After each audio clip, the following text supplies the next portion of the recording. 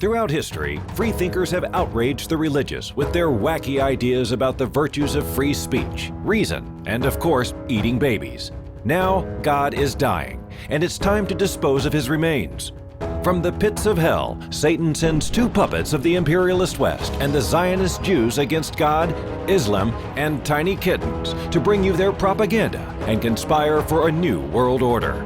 This is Secular Jihadists for a Muslim Enlightenment with Ali Rizvi and Armin Navabi.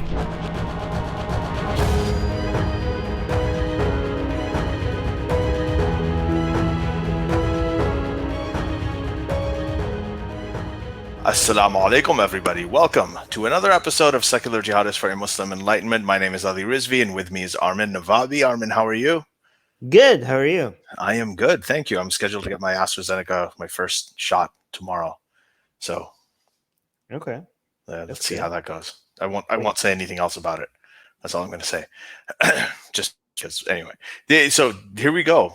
We're going to talk today about Joe Biden and Joe Biden's administration and how they're a demonstrable, like just a very, very noticeable, palpable U.S. foreign policy. I mean, this is something people around the world have had concerns about for a very long time, and now there's some shifts that are actually surprising me as well, because they're very different from the kind of thing that he was doing as vice president under Obama and also in previous years. So it's kind of interesting to talk about what's happening, why it's happening, and why it's happening now. So there have been several measures that he's taken. He's announced like some of these unprecedented changes to U.S. foreign policy, and he's still within his first 100 days in office. So he wants a full withdrawal of U.S. troops from Afghanistan by September 11th. That's one thing he said. He officially recognized the Armenian genocide this week, which has never happened. So he recognized it as a genocide, and that's going to anger Turkey, obviously. He has frozen arms sales to Saudi Arabia, something even Canada didn't do. Canada, I think, doubled. He's withdrawn U.S. support for the Saudi-led war in Yemen. So standing up to Saudi Arabia is also kind of unprecedented for the U.S. Generally, that's something that they're not prone to do. He has talked tough on China and Russia. He even got Putin really mad by openly saying that he's a killer. I think it was a 60 Minutes interview when they asked him, "Do you think Putin's a killer?" And he said yes. So, and there's so many other things that are happening. I mean, his foreign policy towards the South Asia region, towards Iran. We've talked about some of that, and just a lot of things in relation to this. So we're going to kind of look into some of these shifts and try to find a common theme and see why these shifts are happening now. And let's get into it. So, Armin, we've already had an episode here about Saudi Arabia and how they've changed in Saudi Arabia. So I want to start with that when we had Loujain al-Hathloul, when she was released from prison after pressure from the Biden administration, received a 5-year sentence. It was commuted, and then she was out within weeks. And we talked about whether that was just a symbolic gesture and whether he's going to actually follow it up with real measures like, addressing the atrocities that are happening in Yemen. And apparently he did. So it wasn't just it wasn't just like a show of something to quiet everybody down. So what do you think it is? Like, what is the U.S. thinking? Okay, so, I mean, to be fair, there are a lot of people who are complaining that he is not going as far as he should. And to be honest, there's anything that Biden would have done would have not been enough given what Saudi Arabia has done. Yeah. However, it's more than I expected. I mean, but I think it's so many people are so naive when it comes to Biden's pushback against Saudi Arabia. Okay, so the people who are blaming him for not doing more, there's two ways to look at it. Some of them are just anti-Biden, and it doesn't really matter what Biden does. They're just there to be anti-Biden. And they act sometimes like, well, if he did, like, we would be fair to him if he had actually done this. No, anything he does, you are going to try to spin it in a way that is actually bad. However, there are some people who are doing this that are doing it the right way. Just because he's done something that we're happy with, that doesn't mean you shouldn't push for more, right? I would still want to push for more, right? Like, for example, it's fair to say why Biden, for example, so openly came out and called Putin a killer, right? He hasn't done that for MBS.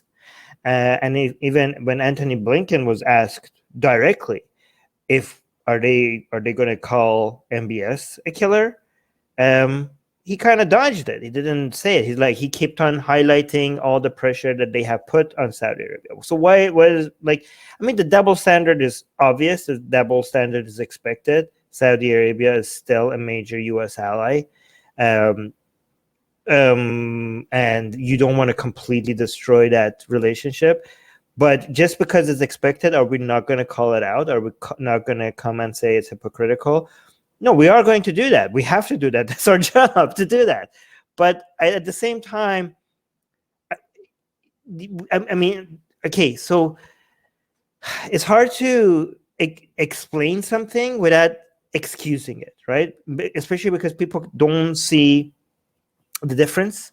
They cannot, when you explain why something is happening, a lot of people think that you're excusing it, and we have to try to explain to them that these two things are not the same, right? So, for example, if the most extreme example of it, if I come and talk about explaining where ISIS came from, that is not me excusing what they're doing. Even the most the most horrible groups of people, if you come and explain what's happening, right? So what I'm trying to say is that now if I'm going to explain why United States is not directly putting sanctions on MBS, the explanation for that is that MBS is still considered a head of state, right?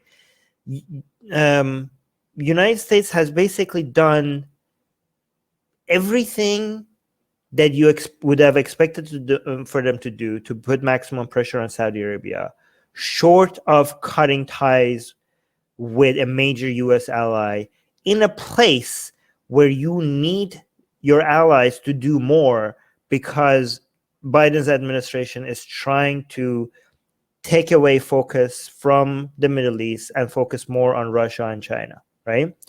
So in an administration like Biden, that you have claimed that human rights is going to be a major issue for you, it's going to be a major thing that you're going to focus on, right? Again, I'm not taking their words for it, but they have said this, right?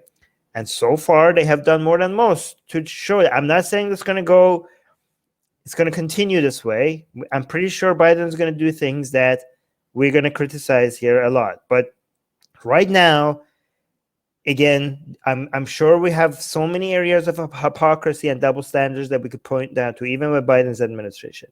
But there does seem to be some genuine push towards making human rights a significant part of the policy. If it's not the entire thing, but a significant part of it, at least at the beginning. Maybe it's going to change soon, right? Mm-hmm. But at the same time that Biden administration is saying that they're going to make human rights an important issue, they're also making it a major part of the policy to not be that involved in the Middle East or in the countries around the Middle East. You cannot do that without having your allies more involved.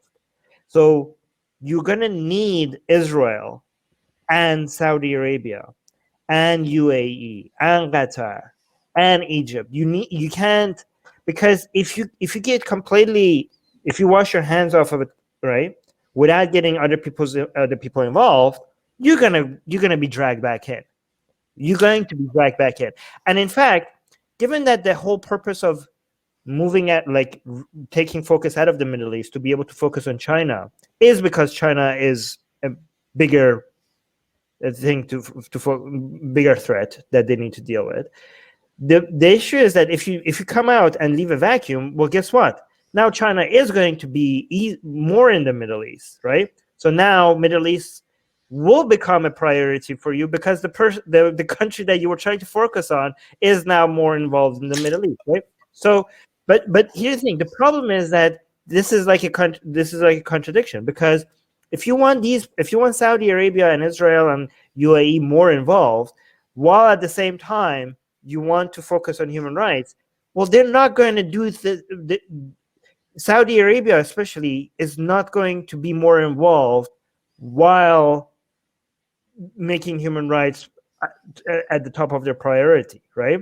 So how do you do this dance of stepping out and also making human rights your priority? Ali, you wanted to say something?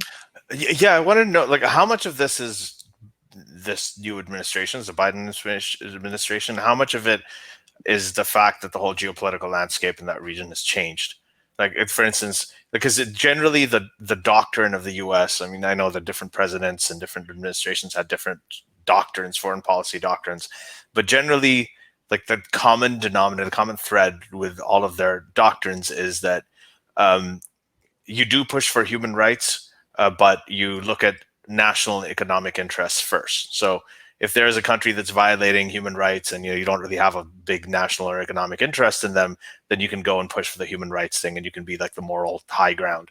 But if there's a country where you have national interests, like, during the Soviet war, they had a national interest in Pakistan, and they actually enabled a lot of the Mujahideen and the jihadist fighters and everything. And then with Saudi Arabia, I mean, they supported Saudi Arabia for a very long time, unconditionally. Everybody said, "Oh, they support Israel unconditionally." They actually supported Saudi Arabia even more unconditionally.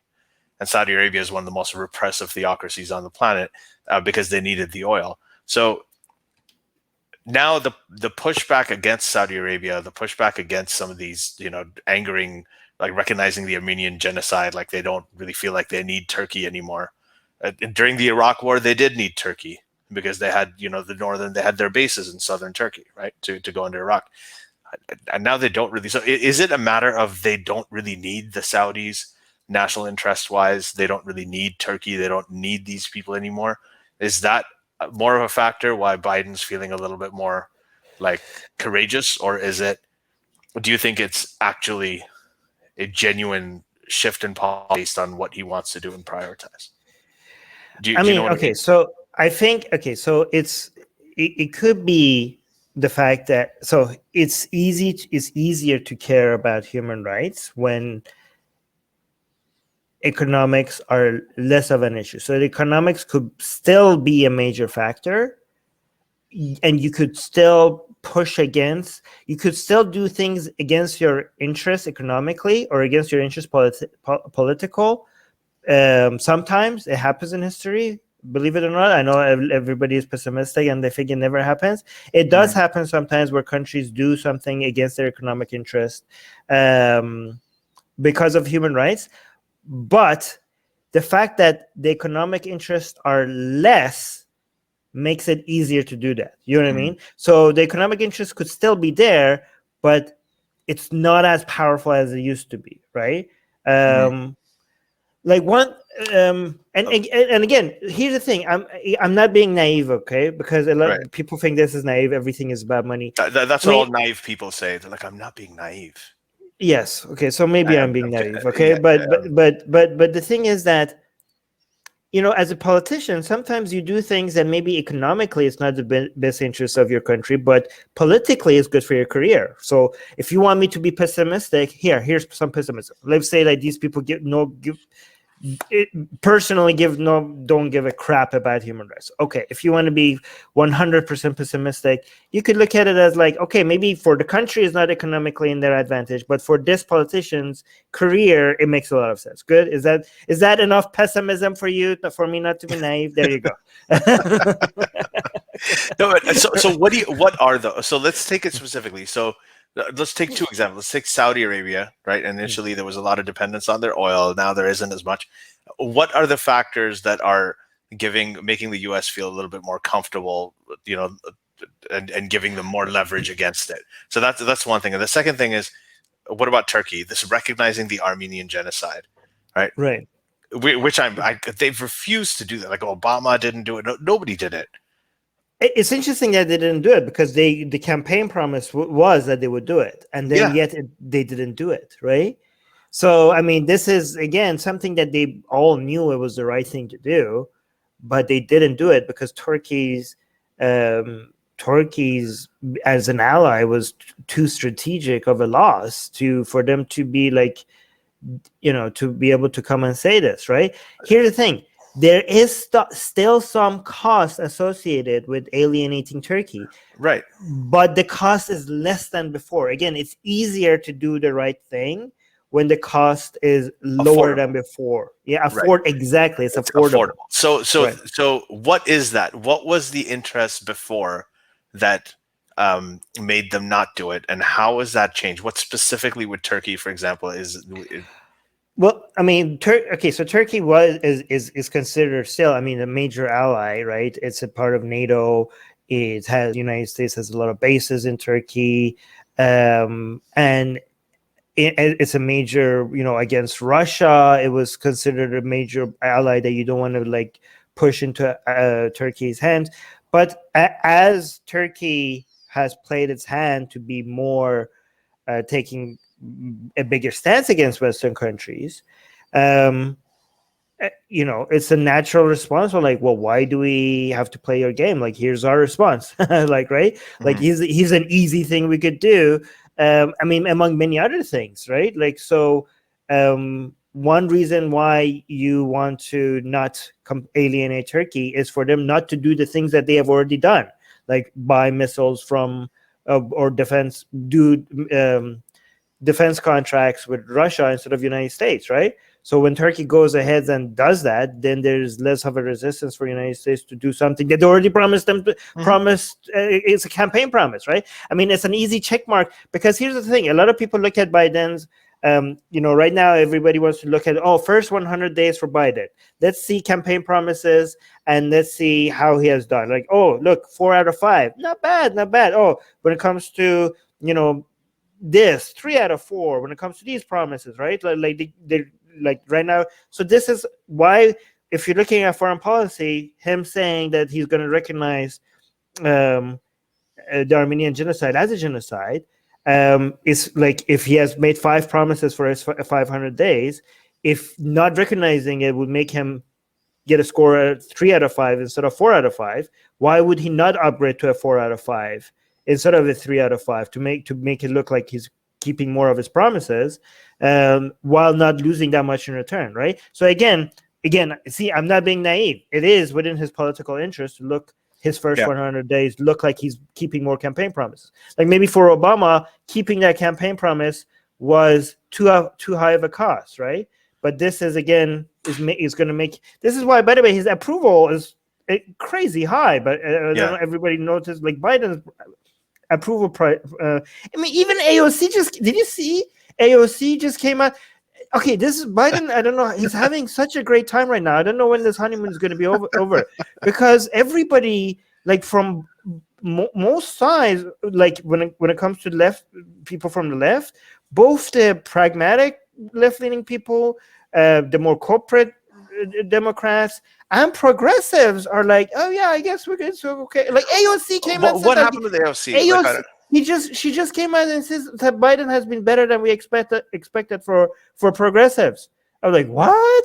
Even AOC is saying that. That's amazing. He has been, and I think that even with a lot of Republicans, he's been, because I mean we're not talking about this here. We're not going to focus on it, but his success with turning the pandemic around, right? And I'm not going to say the keywords or anything like that, but he. I mean that's actually really been phenomenal. Good. I mean, people here in Canada are jealous. Because in Canada, they've completely screwed it up. It's been terrible. But okay, so I want to ask you, and I'm asking you this stuff because I think that you tend to have a pretty good take on these things. I do want to talk, like, the Afghanistan troop withdrawal thing is a big story. So there's a lot there, and then also want to talk about China and Russia before the hour's over. But Saudi Arabia. So on the one hand, the U.S. is not as dependent on Saudi oil. Thanks to fracking, thanks to some of the things that they've been able to do, the U.S. is relatively, becoming more self-reliant when it comes to that old school fossil fuel energy and everything. But Saudi Arabia still is, Israel is forming an alliance with Saudi Arabia. There is a strategic interest related to Israel. There's a strategic interest related to opposition against Iran. there are still strategic interests with Saudi Arabia. So is it the same kind of thing that the cost is just lower than it was before? That there is a cost, it's just more affordable? Yes, and it's gonna. I can't wait, by the way, for renewable energy. I can't wait the positions the United States is going to take against Saudi Arabia once it's going to be easier and becomes easier and easier to economically to stand for human rights, right? Right. But yeah, so yeah, I think the cost is more affordable, but also because of the more China. By the way, this whole thing might backfire. We're not like. I just want to make sure that I say this so that we don't get an "oh, you guys were wrong" kind of situation, because like this whole doing it focus on China might actually end up working better for China, may end up making it so that China Middle East becomes China's playground, right? Especially given that how very little China can. I mean, guys, as much as you want, people want to say United States and Western European countries play a pretend game that they care about human rights, that even if it's all pretending, it's better than nothing. Okay, like the fact that they have to play that game does save a lot of lives, right? It might just be for show, but it's a show worth playing. And China doesn't even need to pretend to play that game, right?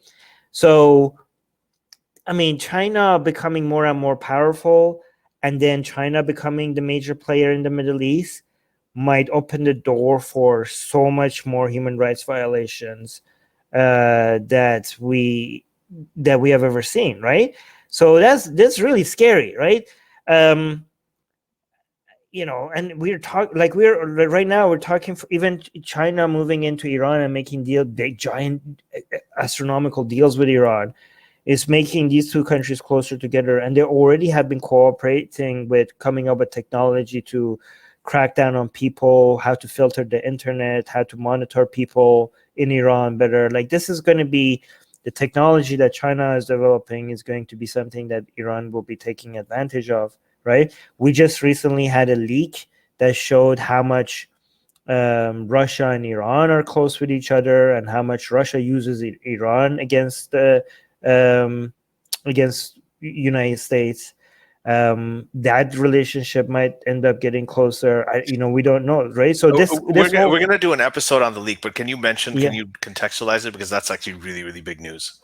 Yeah, I mean, this was a bombshell that just came out 2 days ago, that audio leaked out from Zarifa's conversation with this reporter, showing how much the IRGC is in control in Iran, and how much the foreign ministry and the whole presidency as a whole is a complete joke, with no influence and no say on anything, when it comes to foreign policy.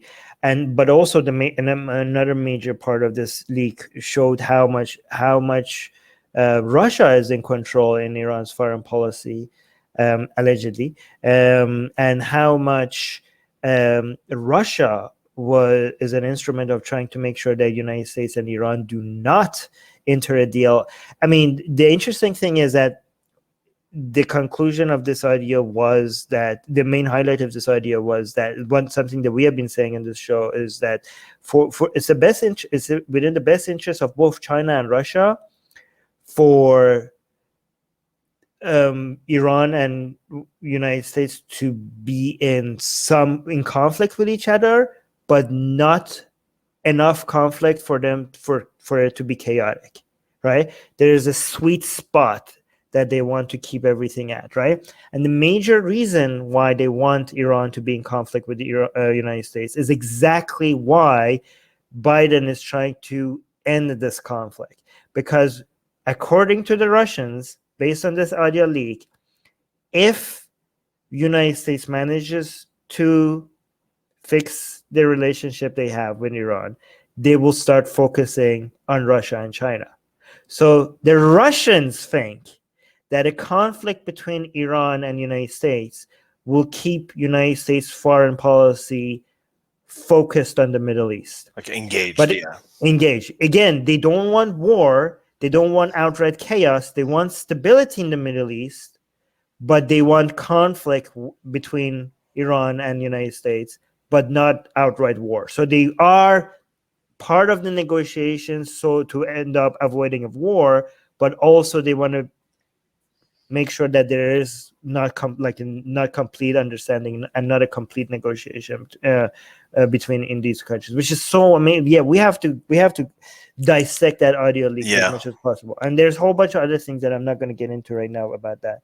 Yeah, right? We're going to talk about that in the future. I think the next episode after our Q&A, the first episode of May, will be on the audio leak. And we're probably going to know a little bit more about it then. I'm just surprised that it hasn't been covered in the news the way it should have been. I mean, this should be. It is being covered. No, this is a big deal. I mean, this is getting. Yeah. It's getting coverage. I mean, the only thing that I saw is that John Kerry's in trouble and all that. Like, I haven't really seen CNN International I saw is covering it. The Guardian was covering it. People are not paying attention to it, but that doesn't mean they are not covering it. I do want to respond to the Dali's question in live chat. By the way, guys, if you're not a Patreon, when we go live, you could come join us live and ask your questions live with us. So link in the description. If you're watching this later, you could be part of the conversation while we're having this. So Dolly is a patron, and she's asking why. Dolly say in the live chat saying, "Do you want to answer this, Ali? You want to read it first?" Dolly is saying, why the West pretending they care about human rights while they're not? Right. So I mean, we kind of touched on this a little bit. Well, okay, so if you want me to respond to it, here's the thing. The West is such a general term, Dolly. You cannot say that about the West because it's such a giant umbrella term that you're covering so many different people and so many different individuals and so many different politicians. There's no way you could make a judgment, pass a judgment on an entire, like you're not talking about even one country. I don't even know how you could say that. I don't even pass judgment on one individual like this, let alone one country, let alone multiple countries, right? So there are many institutions, politicians, and organizations and lobby groups and think tanks that care about human rights in the West, and many of them who don't, right? So this way of general, this is a very simplistic way of. By the way, this is not a good way for me to encourage people to become patrons. Yes, everyone, become a patron so I could mock your questions higher live on air. No. But I got to say one thing, Dolly. I think that it's good that you asked this question because a lot of people do wonder this. Like, why does the U.S. do this when they don't care about human rights? I mean, they look at one thing. They're like, well, they're making such a big deal about some human rights issue here and in X location. But then when you look at the Saudi war in Yemen, they've supported it for years, and they're giving them arms deals. So it's a legitimate question that, people think, okay, do they care about it or do they not? And the thing is, Armin's right. So if you look at the U.S., for instance, the U.S. has the highest number of people who are doing humanitarian work, private citizens, private organizations, nonprofits, than any other country in the world. And they're traveling all over the world and doing all kinds of things for humanitarian reasons. So there's a big sort of collective conscience in the U.S. public, and the public votes, the U.S. electorate, about human rights issues, things that they feel strongly about. Of course, it is selective. There's some things that they overlook, and there's other things that they care about more. For example, nobody really cares about the human rights violations in Africa, for instance, in African countries, and that's a big, big blind spot for, I think, humanitarians everywhere. But the U.S. Again, they have a tiered system. Like, how are they going to approach a region? They're going to look at strategic, economic, and national interests in certain regions, and if that trumps the human right issue, then they won't. They'll deprioritize the human rights thing. I mean, famously, I think Obama did an interview with Fareed Zakaria about Raif Badawi. I don't know, Armin, if you remember this, but Fareed Zakaria was interviewing him, and he asked him, he's like, when you go to visit the Saudis, are you going to bring up the issue of Raif Badawi? And Obama essentially said no, very politely. He's like, no, this is not the time to bring it up. Okay, now he would bring those kinds of things up with North Korea, for instance. He's not going to bring that up with Saudi Arabia. So there is a tiered system. It's not fair. It doesn't seem just. It seems hypocritical. But that unfortunately is the case. That doesn't mean that there isn't a push for human rights. I mean, they know that the American electorate cares for it. They know the American population, the voters care for it a lot. Lobbyists care for it. There's a lot of people. So politicians do have to play for it. They have to promise things, and they do have to eventually deliver on them. So it is a mixed bag, but it's not as clean as, the U.S. doesn't care about human rights, or the West doesn't care about human rights. Yeah, by the way, I do want to mention that on the face of it, again, we have to see how this plays out, okay? The pulling out of Afghanistan, again, if this doesn't play out the way we expected, don't come at me and be like, "Yo, Armin, you were wrong." If, again, on the face of it, this is a major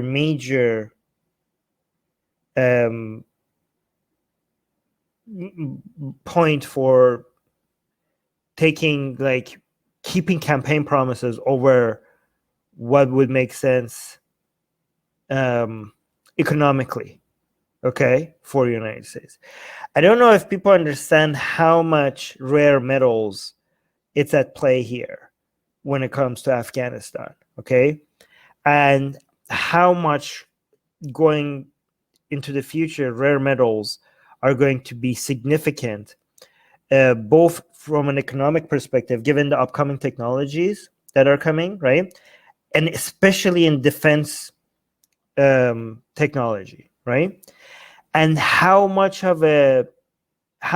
significant of a power play it is right now for China, because China itself has such a huge control over rare metals, the rare metal market, and that by itself has been something that China has used as leverage in foreign policy against not just United States, but also Japan and South Korea. And we're talking about everything from phones and everything, but especially in defense. So this is so significant, okay? So China already has a huge control over the rare metal market.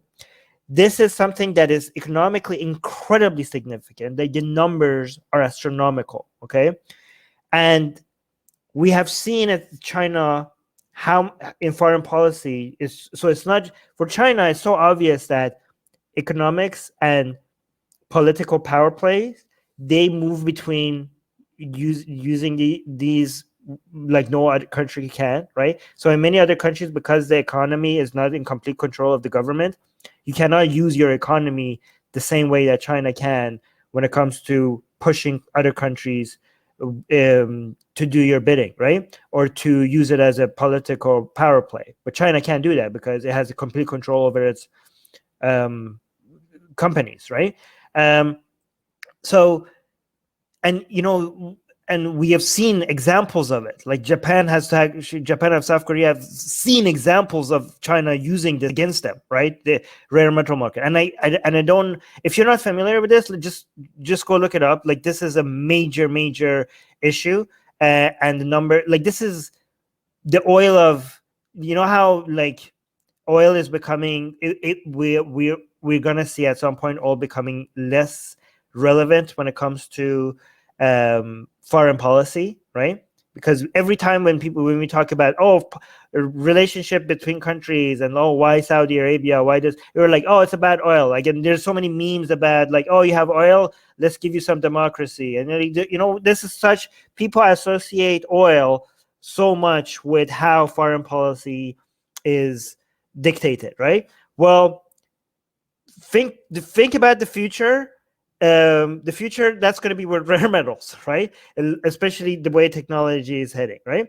And given that how important rare metal has been and is, and how much China uses that, Afghanistan is the Saudi Arabia of rare metals, okay? So, and given that Afghanistan is like the Saudi Arabia of rare metals in such an important and it's such important predictions about how this is going to play out.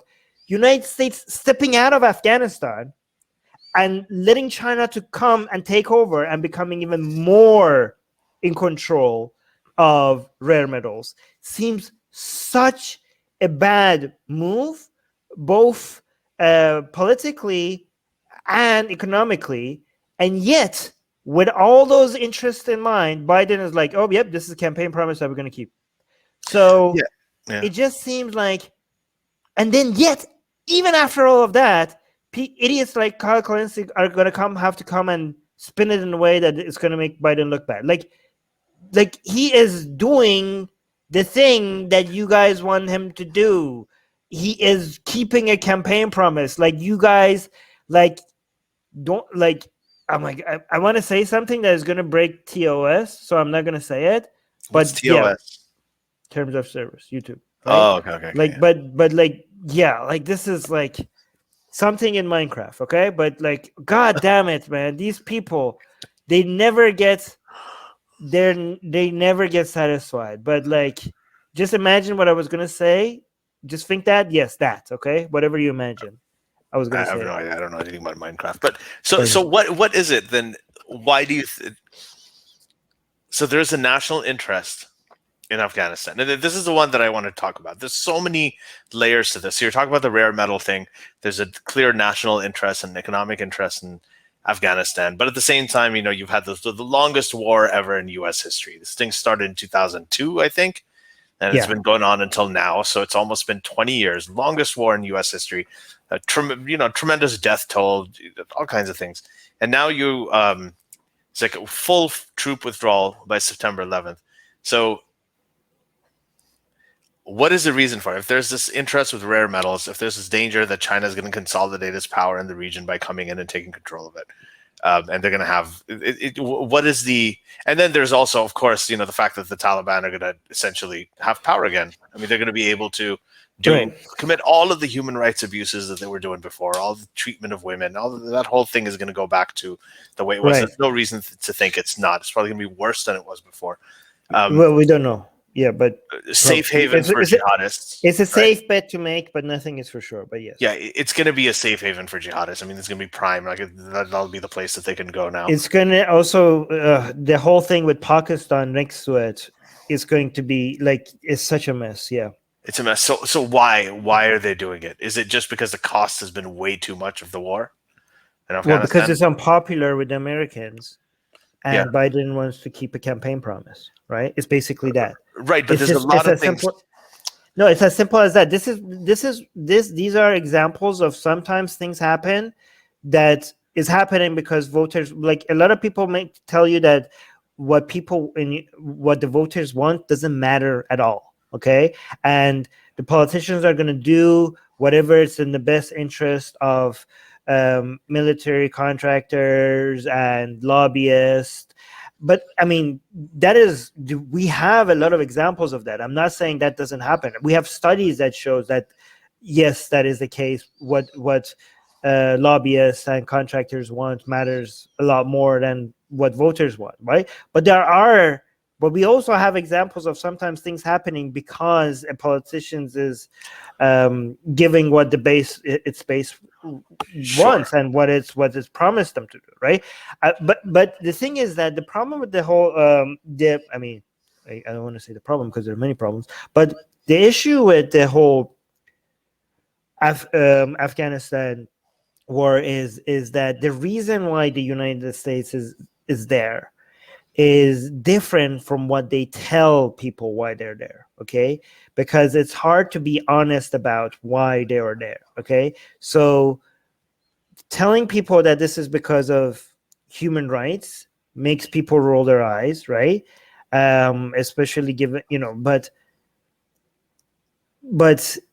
if you say the honest truth is that they're there because of strategic, both political advantage and military reasons, again, and also economic, right? When we're talking about $1 trillion worth of I don't know the numbers, but I think it was $1 trillion worth of rare metals and stuff like that, and you want to just give that all up to China, right? And also being there, like when people who look at the situation and know the United States doesn't want to just give that all up, and then they come and say like, oh yeah, if women's rights, that's why we're in Afghanistan. Like, if you say that, people are like, well, we know this is not the reason why you're there, right? We know, like, but the truth is that women's rights will, there's like it's a safe bet to make that women's rights is going to suffer from if the United States pulls out of Afghanistan. But so it might make sense for a lot of people to throw at that. People are like, hey, look, this is why we need to stay in Afghanistan. But given that people know that there's other reason for why they're there, it just comes off as so dishonest that no excuse for staying there is going to be accepted by the Americans, right? So here's the thing: should you have been honest to your people for why you're there? Would that have worked? I mean, probably not. Like, think about when Trump said that, oh yeah, we're going to be in Syria to take their oil. If Biden, for example, said something like that, it would come off the same way. Like, people are like, oh yeah, we need to stay in Afghanistan because we need their rare minerals, right? I mean, people would be like, wait, what? We're losing American lives because of economic reasons? Like, so we're like, Americans are dying there, so because you want to make sure that we're economically better, like strategically stronger than China. And it's interesting, if he said that, he would have been attacked so aggressively. I mean, yet it would have been such an anti-China move that a lot of right-leaning people would not expect from Biden. By the way, a lot of right-leaning people promised us that Biden is going to be China's puppet, and so far he's been the most aggressive one. So it's amazing how this is working out. But yeah, go on. Like not just words, because Trump has been anti-China while making things easier for China, but Biden in practice has been a lot more aggressive against China. Like in not just tweeting about it. I mean, the whole trade war with China ended up working in China's advantage, but I don't know. Like, also, Trump's alienating himself from countries in that region, stopping that whole trade deal that was supposed to be the world's biggest trade deal. Like, that was such a win for China. Like, Trump has been a massive win for China. Right? Yeah. And Biden coming up and building those relations, maybe getting into trade deals with more trade deals with Vietnam, Philippines, Korea, that is going to be more difficult for China to maneuver. So it's interesting, that person that is like tweeting more aggressively against China was better for China, and the person that is maybe holding back and talking more passively and saying stuff that is even horrible. Like, Biden said some horrible things that seemed that he was excusing China's human rights violations, right? But yet in practice, it was horrible, and we criticized it. We came out against what Biden said aggressively, right? But yet in practice, his administration is taking stances that are worse for China, right? So this is, yeah, go ahead. I'm saying, look, so I'm looking at this right now. The total cost of the war in Afghanistan, it's actually up to $1 trillion. It's not the same. So it has cost a lot, and it's cost a lot in terms of like U.S. and this is to the taxpayers, right? To U.S. taxpayers. So yeah, but that's a sunk cost. Sure. Yeah. But so you can't use the sunk cost fallacy in the calculation on whether or not it makes sense. Again, I'm not advocating. I hope people don't think I'm advocating for staying in Afghanistan. All right, I'm just giving you the whole picture about what you're going to lose, what you're going to get, right? But whenever people have tried to do campaign promises, Armin, like when they do that, like, okay, we're going to withdraw troops from Iraq, then they'll announce that, we're removing all of our combat troops from Iraq, but they're really keeping a few of them in. They've got a bit of a skeleton crew. They're kind of maintaining their presence in the area and keeping an anchor in the region anyway. So there's ways to do it. So I'm not sure exactly what his plan is. But again, it's so stupid, because if they keep like 100 troops or like something, a small crazy number there, like small number, people are like, oh, you didn't pull out. Like, oh, really? They went from such a high number. Like, you're gonna look at like, it's so stupid. Well, then they haven't pulled out of Germany or South Korea either, right? I mean, come on. Are you serious? Like, it's so stupid. Like, it's kind of like, I'm gonna come up with an example. Just make it so stupid, right? Like, Of course they're gonna have, like, what are you gonna do? Like, oh, you're gonna go find, like, what? Oh, look, we found a staff member under the desk hiding. Like, oh my God, we found one American here, one American military in Afghanistan. That means they didn't pull out at all. Okay, sure, you could, like, they could be so, I don't know, anal about it. But so again, they will come. It doesn't really matter. There are some progressives that are just, they just want to make Biden's administration look as bad as possible. It doesn't really matter what he does. They're more anti-Biden than any right-winger could ever be. So it's very amazing. I do want to answer this. Do you want to answer this question by Dolly? Yeah, let's take a look. Let's see. She's saying, I have a question. Why is the Russian army still in Syria? Are they still there? And how the situation in Syria affected U.S. and EU policies? So... Well, I mean, obviously Russia is going to be in Russia is going to be in Syria because, well, Russia wants to make sure that it has leverage anywhere that it could make things difficult for the United States, right? Because that's how, when you have less power, when you have less of a military power, you fight your enemies in places, you have to spread them thin. Right? You have to spread them in many places as much as possible where it's going to be, okay, so think about it like this, right? Let's say I have the most secure house. I'm armed to the teeth. I have the most advanced security, cameras everywhere, 2 Rottweilers outside, two personal bodyguards that live in house all the time. And it's basically, you can't reach me, right? Like, I'm extremely secure, right? So you don't challenge me, right? You know that I have maybe business interests with Ali, right? Ali has like a store, and I own part of Ali's store. And you go mess with Ali's store, and you try to get me to come out of my house to come protect Ali's store. Like, okay, I send one of my bodyguards to Ali's store to make sure Ali's store is not attacked. And I'm like, okay, well, I also found out that you're friends with Susanna, so let's go over there. Oh, I also found out that you have friends over here. Let's go. Like, I went, okay, you could borrow my Rottweiler. Oh my God, you could go and remove one of my security cameras and put it over there, right? So you just were like, I'm not strong. I don't have enough resources to come at your house and like bully you there. I'll just make you spread yourself thin as much as possible, right?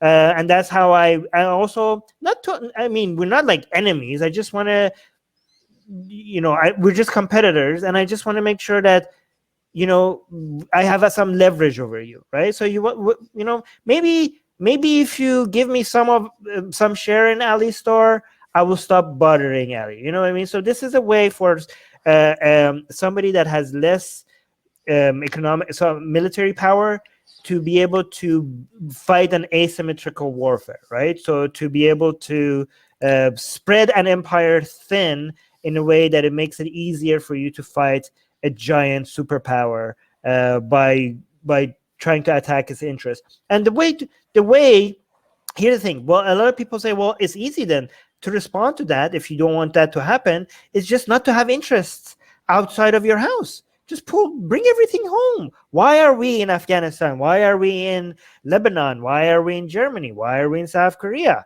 Just bring everybody home, focus on home, and nobody could poke at you in all these places. Well, that's easier said than done, right? Because your economy depends on your relationship with these other countries, right? And to be able to have trades with these countries, to be able to continue your, so it's not, you need to be able to secure trading routes. You need to be able for your allied countries to have stability. So even if you want to focus on home, your economy at home depends on the safety of trading routes within different oceans.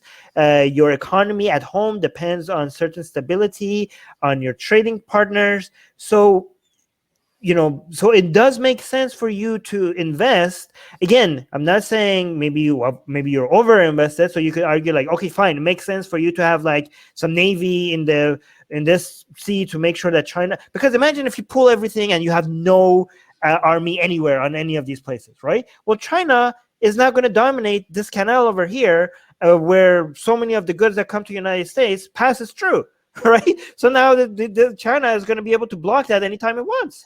Right? What are you going to do now? All right. It's not that simple. Okay. I'm not saying that United States is everywhere the United States makes sense. I'm just saying it doesn't make that much sense. It's not that simple for you to completely pull out of everywhere. Right. Right. So let's go. Like we have a little more than 10 minutes left. So I wanted to actually talk about it. We're talking about China throughout anyway. So let's talk about China. So the Biden administration has been, and people are actually upset about this. I mean, they've pretty much, in a way, I mean, Trump did get combative with China, and Biden is sort of continuing that in a way, in different ways. So they had the meeting, the U.S. officials and Chinese officials. They met in Alaska, I think in March, late March, and again, Antony Blinken, right? That's the U.S. Secretary of State, right? Started talking about the whole issue that's happening with the Uyghurs in the Xinjiang province. He talked about the Hong Kong political, the crackdown on political dissidents. He talked about Taiwan. So they've actually referred to, like Trump used to do. I mean, the U.S. never used to refer to Taiwan as a country, right? Because they didn't want to piss off China. And now Trump did that. And now, Blinken did the same thing. So the Biden administration is referring to Taiwan as a country. And that's something that really bothers China. It's causing issues with them. So they went and they talked about the human rights thing. China came back and they said that, the U.S. is really big on cyber attacks, and, they have high incarceration rates. It's not, that they don't have confidence in the democracy of the United States. So it was a pretty contentious meeting, right? It was a place where they're supposed to just sort of state their positions, but it became combative and it became a big issue. And there are critics, actually, and this is a bipartisan criticism, that there are critics who are saying that the U.S. can't afford to do this. I mean, these are the two most powerful countries in the world right now. And they're, so there's a lot of dialogue that they're pissing off China way too much. Why is Biden doing it? What is he thinking? What do you mean they can't afford to do this? They can't afford not to do this. Just a messenger. I'm just a messenger. I get it. Yeah. Like the time is now. I agree, but it has consequences. It has economic, the withdrawal from Afghanistan. You're saying making it fertile ground for China to come and take over. So there's a lot of aspects to this. Right? It's so amazing because I also watched right-leaning channels that were waiting for Biden to bend the knee to China, and now that Biden is being aggressive to China, I'm trying to see their spin on it. And they described that meeting. They were like, "Oh my God, it was so embarrassing." They let the Chinese, delegation. They were like talking so aggressively to Blinken, and it was so humiliating for him to sit there and just watch. What are you talking about? He also said something back to them, and he was on point with his response. What do you want him to do? Do you want, when they are like, when the Chinese delegation, when they were talking aggressively against Blinken, you wanted him to what? Like stand up and like throw something at them? Like what? He just stood there and took it, as opposed to what? When he was his turn, he was responded, and the response was amazing. You want him to like attack him physically? Like, what do you? Well, he's also been meeting so with. Insane. It's like there's nothing. It's everybody is just like. Their spins on everything is so predictable, right? It is predictable. Yeah, because it's partisan. When it's partisan, it's predictable. You know exactly. If you know what they think about nuclear policy, you can tell what they think about abortion. I mean, it's absolutely idiotic. Like those two things aren't even connected. The progressives are going to be like, "Oh yeah, you pulled out of Afghanistan, but not really." Like, no, okay. And then the right-leaning people are like, "Oh my God, you act like you're being tough to China, but not really." Like, what? Okay, it doesn't matter what they do. Your opinions are going to say exactly how they were. Like, I'm convinced that these right-leaning people, some of them, Biden could start an outright war with China, and they're going to be like, oh, you're still you're still like a Beijing puppet or something. Like it doesn't matter what happens on the ground. Their opinions are going to stay the same. Well, he's trying to build like a sort of a coalition. I don't know if the coalition is the right term. He's meeting with people from he's like with India, along with India, Japan, Australia, all of these countries that are in the region, and they're concerned about the increasing influence of China in the region. So Biden is actually reaching out to all of these countries to sort of talk about this. Yeah, best thing you could do against China right now is to strengthen your relationships with all your traditional allies, all of them. Okay. Yes. And that's exactly the opposite of what Trump did. And this is exactly what Biden is now trying to mend. And he's doing a good job at it. I mean, when it comes to Western European countries, it was instant, right? I mean, taking a tougher stance against Iran is becoming easier. You know, again, against Iran, like if you want to, like Trump, by the way, oh my God, I have to say this very easy, okay? A lot of people are saying, oh, Biden is going back into that deal, that disastrous deal, and this is exactly why he shouldn't have been elected, blah, blah, blah. And these are the people who supported Trump, while Trump openly admitting that the whole point of taking a stronger stance against Iran was to go back to the deal with more favorable terms, right? Trump openly had said that he wanted to go back to that deal himself, okay? With better terms for the United States. Well, guess what? You're not going to get that better terms because you're not going to be able to pressure Iran if you don't have your allies backing you up. If there is ever a better deal, which I don't know if there's going to be the same deal, a better deal, okay? If there's ever going to be a better deal, it's going to be a better deal because the United States had its allies on the same side backing the United States up. And Biden can do that. Trump alienated its ally, right? So Biden is doing exactly what Trump wanted to do and failed. Okay, and this is, again, I'm not saying this is not going to fail. It might fail. Right now, the situation is very complicated, and we might want to do an entire stream on that as well. But when it comes to the U.S.-Iran deal, but if there's any ever a chance of getting a deal that is better in United States' interest, it's going to be with the partnership of your European allies, right? It's what should the U.S. policy be towards China? Because I'm confused. I am actually genuinely confused about this. First of all, I don't know that much about it. I know the CCP is, you've talked about the top 6 threats to everything, and you include the CCP there. But if you do what Trump, if you can kind of continue that and you start doing all this tough stuff on China, closing their consulates, like doing all these other things, the exchange students, Fulbright scholars, all of that, all of those programs that the U.S. has suspended, and you continue to isolate them, aren't you kind of pushing Russia and China together?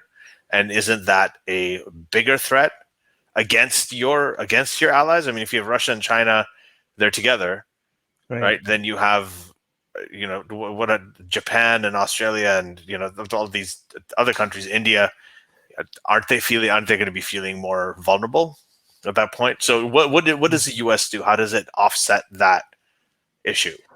Well, I mean, right now, the way that it was working was that you weren't just pushing Russia into China's arms, you were pushing everyone into China's arms the way Trump was going, right?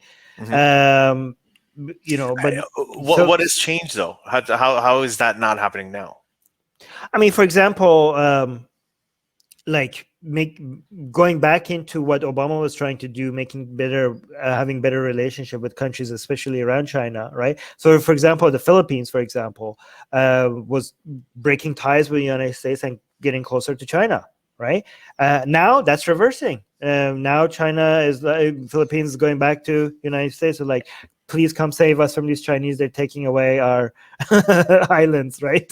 So coming back to like, I'm sorry, I never left you. Come, please take me back.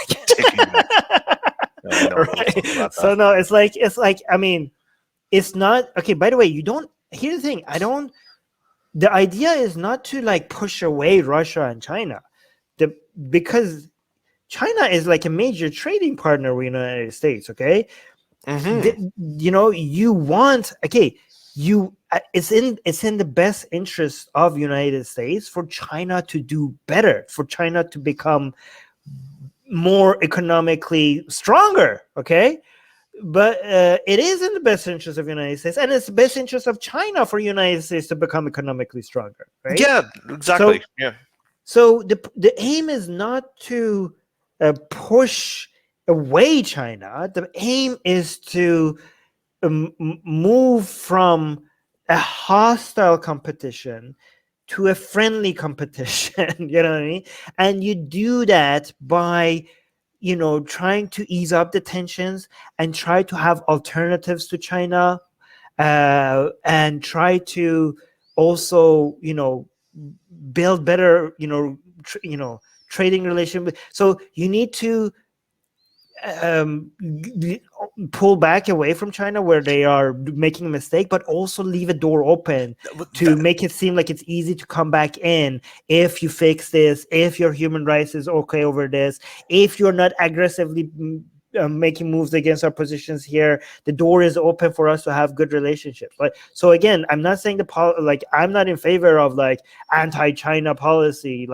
You need to have anti-Chinese positions policy, right? Not an entire anti-China policy. Do you think that he's doing that? I guess last question. We're at an hour now. It seemed like that's the philosophy because it doesn't seem like it. I feel like he's being a lot more. I think it's causing. It needs to start. It needs to start. Okay, so he does, at least the wording of it seems to be like that's the goal. Okay. Right. But again, we just started. Given how much China has been acting like a bully around the region, I think the first reactions need to be we're not going to deal with this. We're not just going to stand and let you act like this, and then maybe move into, it seemed like the philosophy of the administration is what I mentioned, but we don't know. We'll see.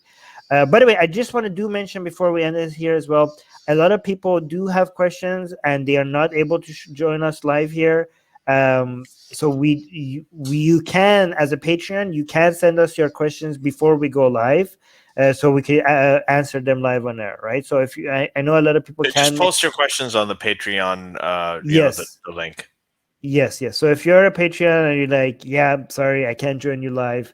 You can still, if you see a topic and you have a question regarding that, as a patron, you can send us your questions and we'll make sure we answer them live on air. Yeah.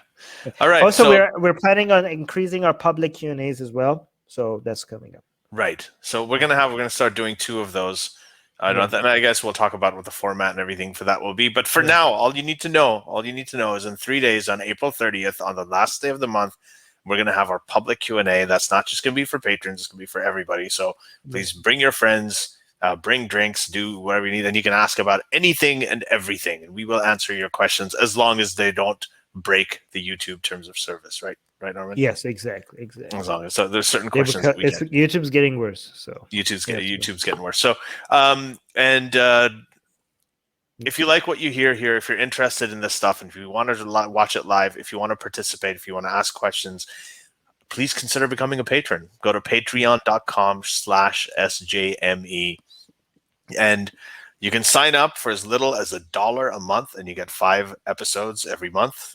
You get to watch it all on video. You get to ask questions. Your questions are prioritized. So just absolutely go ahead and do it. If you can't become a patron, that's perfectly fine. Take links to the public versions of these podcasts, share them, go to iTunes, give us a rating, and if you're watching this on YouTube, hit the subscribe button, hit the bell so you get a notification, and please do subscribe to Secular Jihadists. And just a note, I also just checked how much the rare metals in Afghanistan is worth. It is $1 trillion. I was correct about it. It is $1 trillion.